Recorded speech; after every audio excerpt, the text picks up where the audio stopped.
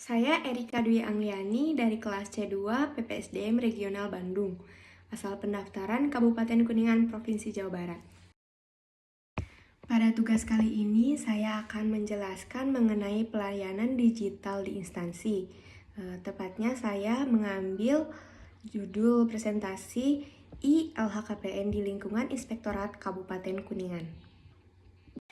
Baik, sebelumnya saya akan menjelaskan mengenai apa itu I-LHKPN. I-LHKPN merupakan laporan harta kekayaan penyelenggara negara menggunakan aplikasi yang berbasis web, sehingga data yang diinput oleh para penyelenggara negara atau para wajib lapor secara otomatis tersimpan dalam server yang ada di KPK. Nah, web ini itu dibuat dan diawasi oleh KPK dan dalam pengelolaannya dibantu oleh unit pengelola LHKPN. Dalam hal ini dikenal sebagai admin instansi. Nah, kalau admin instansi di daerah itu ya inspektorat daerah masing-masing. Admin instansi ini merupakan satuan tugas yang menjadi mitra kerja KPK dalam pengelolaan LHKPN. Aplikasi LHKPN ini sudah ada sejak tahun 2017. KPK tidak lagi menyediakan formulir cetak untuk LHKPN. Sebagai gantinya, KPK meluncurkan aplikasi pelaporan kekayaan secara daring atau dikenal dengan I-LHKPN yang dapat diakses melalui situs www.ilhkpn.kpk.go.id. Nah, jadi peran dari inspektorat adalah sebagai admin instansi atau unit pengelola LHKPN. Apa sih yang melatar belakangi dibuatnya web ini? Kemudian, untuk apa para penyelenggara negara melaporkan harta kekayaannya? Nah, hal ini diawali oleh para penyelenggara negara yang diberikan amanat dan tanggung jawab oleh rakyat, sehingga penyelenggara negara identik dengan memiliki kekuasaan yang besar. Jadi, bisa dikatakan jika semakin tinggi jabatannya, semakin tinggi juga godaannya, terutama godaan memperkaya diri sendiri atau suatu kelompok. Sebenarnya, tidak ada yang melarang para penyelenggara negara untuk memiliki harta kekayaan. Namun, semuanya harus didapatkan dengan cara yang legal dan dapat dipertanggungjawabkan. Nah, untuk menghindari godaan seperti praktek KKN dalam penyelenggaraan negara, maka KPK mewajibkan para penyelenggara negara untuk melaporkan harta kekayaannya kepada KPK untuk diperiksa melalui Undang-Undang Nomor 28 Tahun 1999. Kemudian juga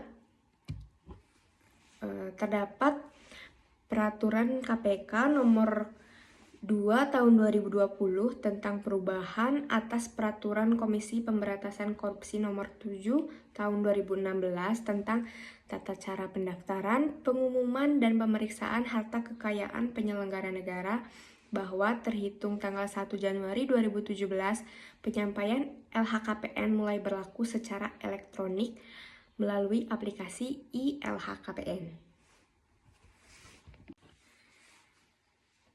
Selanjutnya, siapa saja yang wajib melaporkan LHKPN?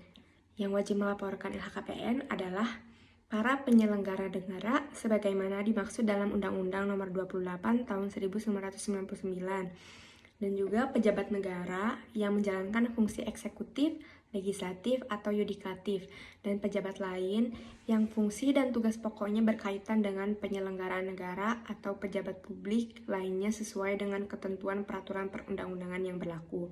Nah, untuk di daerah sendiri, di Inspektorat Kabupaten Kuningan, yang wajib melaporkan harta kekayaannya melalui situs I-LHKPN adalah para pejabat eselon 2, kepala daerah, dan wakil kepala daerah.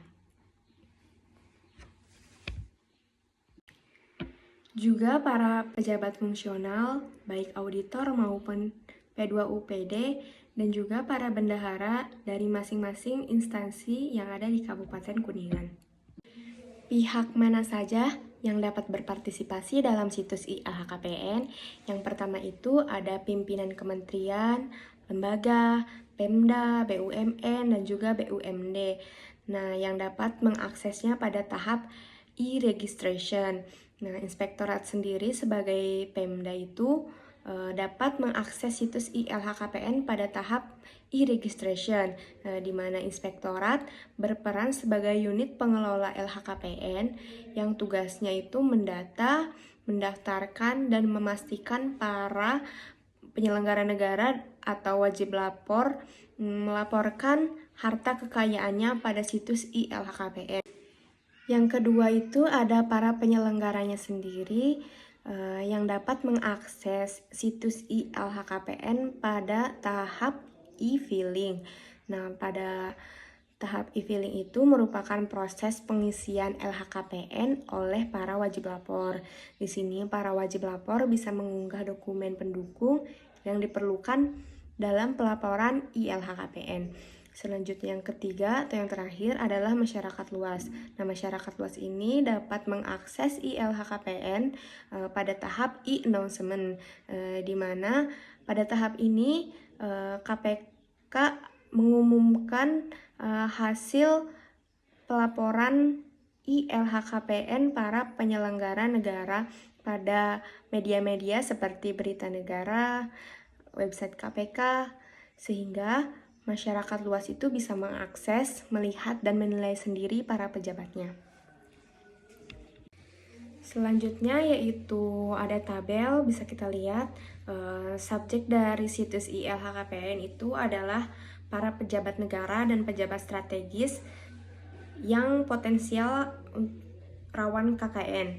Yang kedua itu tujuan penyampaiannya itu situs ini dilakukan oleh KPK, pengelolaannya oleh KPK, dan juga bermitra dengan para unit pengelola LHKPN, yaitu admin instansinya masing-masing.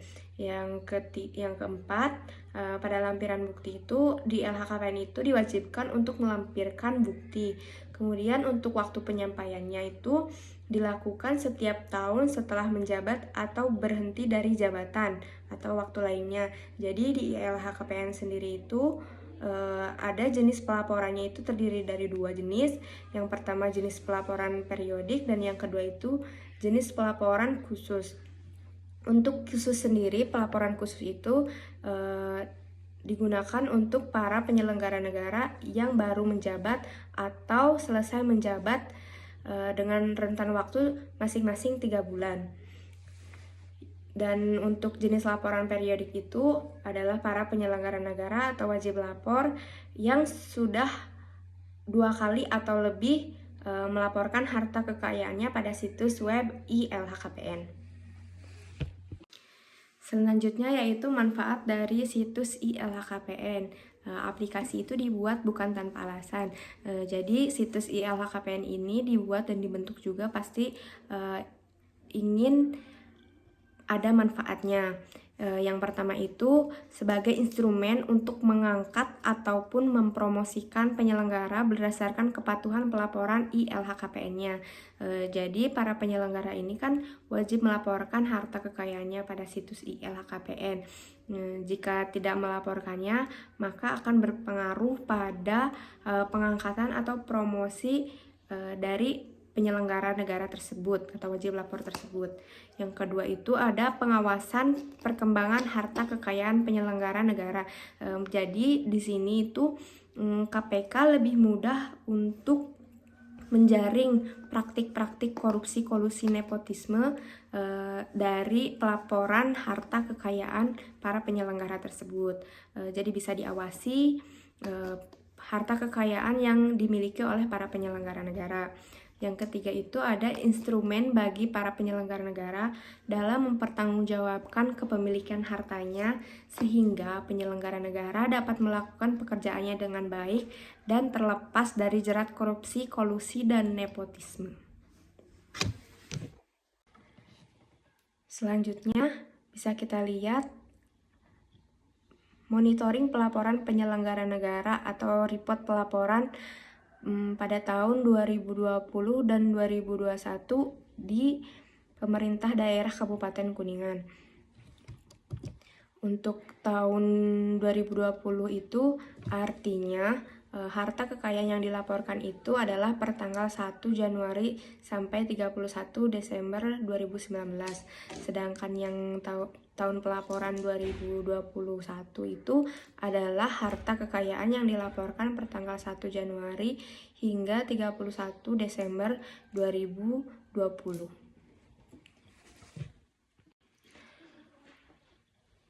Untuk tingkat pelaporannya sendiri, pada tahun 2020 di Kabupaten Kuningan, para wajib lapor itu ada 85 dan yang melaporkannya juga ada 85, sehingga seluruh penyelenggara negara yang merupakan wajib lapor itu seluruhnya melaporkan harta kekayaannya dan sudah menempuh proses announcement di situs LHKPN KPK.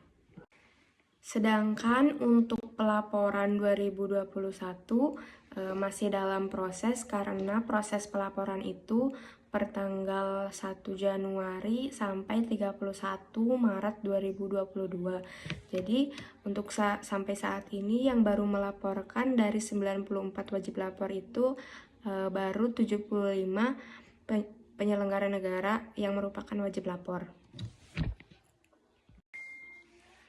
Baik, itu saja yang bisa saya sampaikan. Terima kasih.